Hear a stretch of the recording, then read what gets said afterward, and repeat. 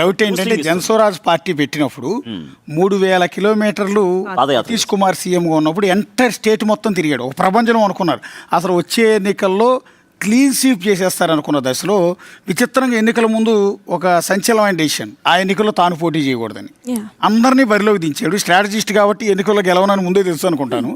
అందుకని ఆ స్ట్రాటజీని తన పార్టీ మీద కూడా అప్లై చేసుకున్నాడు. సో అన్ని నియోజకవర్గాల నుంచి క్యాండిడేట్లు నిలబెట్టి తాను మాత్రం పోటీ చేయాలి.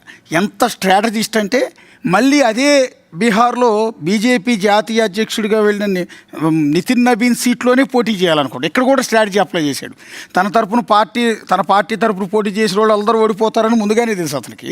ఆ రోజు డిపాజిట్లు రాకపోయినా ఆ భారం తన ఎత్తిన వేసుకోకుండా తన ఫెయిల్యూర్ కింద చూపించకుండా ఆ రోజేమో అందరికీ నమస్కారం, ఆదరణ దొరకలేదు, మళ్ళీ పోటీ చేస్తామని చెప్పి తెలివిగా ఇక్కడ ఇదే స్ట్రాటజీ అంటే ఇక్కడే నమ్మట్లేదు ప్రశాంత్ కిషోర్ని.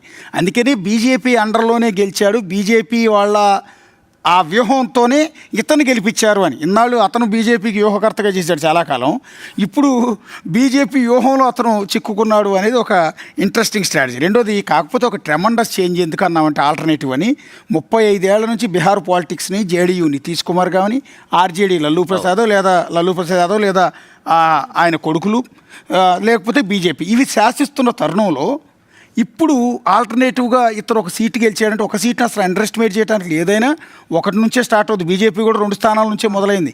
ఇక్కడ కొత్తగా వచ్చే బీహార్లోనే ఇతనికి విపరీతమైన స్కోప్ ఎందుకు ఉంది, దాని పక్క రాష్ట్రాలకు ఎలా స్ప్రెడ్ అవుతాడు జార్ఖండ్ లాంటి రాష్ట్రాలకి అంటే ఫర్ ఎగ్జాంపుల్ ఈక్వేషన్ జేడీయూ నుంచి నితీష్ కుమార్ సీఎంగా తప్పుకుని సెంట్రల్గా మినిస్టర్గా వెళ్తాడన్నారు. ఎందుకో సైలెంట్ అయిపోయాడు.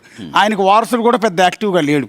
నెక్స్ట్ సామ్రాట్ చౌదరిని బీజేపీ అభ్యర్థిని సీఎం చేశారు. అది కూడా కుష్వాహా కులానికి సంబంధించిన వ్యక్తిని బీజేపీ చేసింది. జేడీయూ అసలు ఉనికి లేదు.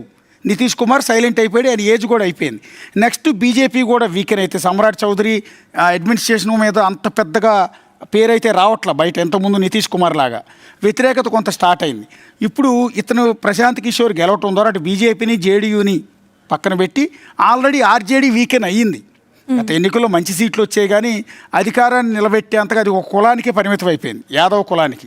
సో ఆర్జేడీ కూడా వీకెన్ అయితే ఎందుకంటే తేజస్వి యాదవ్ లాంటి వాళ్ళు కొంత యాక్టివ్గా ఉన్నా కూడా ఇతని బలం ముందు వాళ్ళు తట్టుకోరు. అందులోని స్ట్రాటజిస్ట్ కాబట్టి బీహార్ని కబ్జా చేసేస్తాడు త్వరలో రాజకీయంగా, ఆ తర్వాత మిగిలిన రాష్ట్రాలకి విస్తరిస్తాడు అనేది ఒక ఈక్వేషన్.